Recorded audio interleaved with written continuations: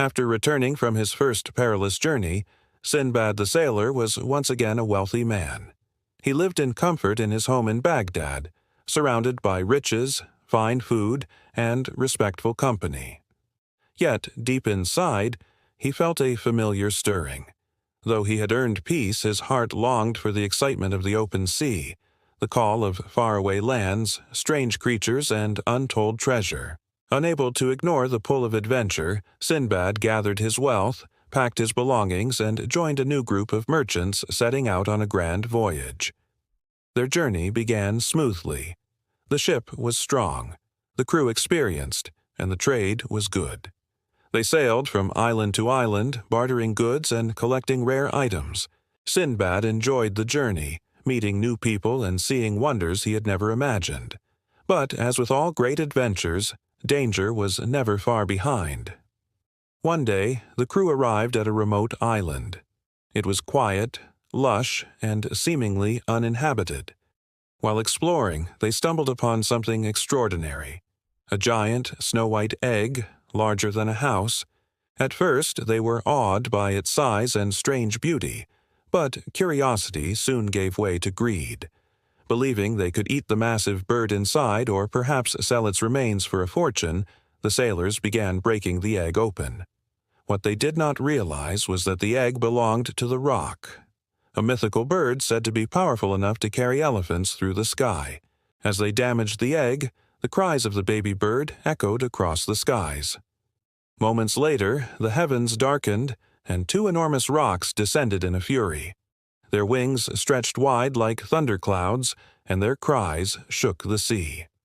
Enraged, the rocs attacked, dropping massive boulders from the sky. The ship, helpless below, was shattered into pieces. Sindbad and his crew tried to flee, but chaos ruled the moment. The sea swallowed the wreckage and many men were lost. Somehow, Sindbad survived, clinging to driftwood and letting the waves carry him to another unknown land. Exhausted and alone, he wandered this new place only to find himself in another bizarre and deadly situation.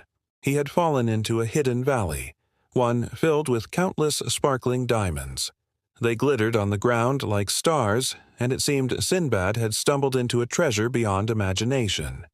But this valley was also home to deadly serpents, giant snakes that ruled the night and devoured anything that moved. By day, Sindbad stayed still and gathered diamonds cautiously. By night, he hid in fear as the serpents slithered out of their caves. Days passed like this until, one morning, Sindbad noticed something strange. Pieces of raw meat were falling from the cliffs above. At first, he was confused, but then a memory surfaced. He had once heard a tale about this valley. Merchants, unable to enter due to the snakes, would drop meat into the valley. The diamonds would stick to the meat, and great birds, rocs, would swoop down, carry the meat to their nests, and unknowingly deliver the jewels to the humans above. Inspired, Sindbad acted quickly.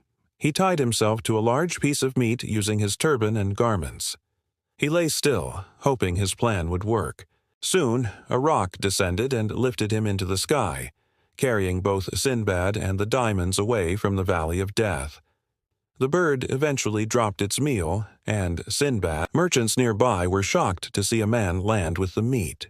After hearing his story and seeing the diamonds he had collected, they welcomed him with awe and respect. Sindbad traded some of the jewels and secured a place on their ship, finally returning to civilization. When he arrived back in Baghdad, he was once again hailed as a hero. With diamonds in his hands and a new story in his heart, Sindbad reflected on his journey. He had faced nature's fury, mythical beasts, and deadly traps, but had once again survived through wit, courage, and a little bit of luck. And though he promised to settle down once more, deep down, he knew his story was far from over.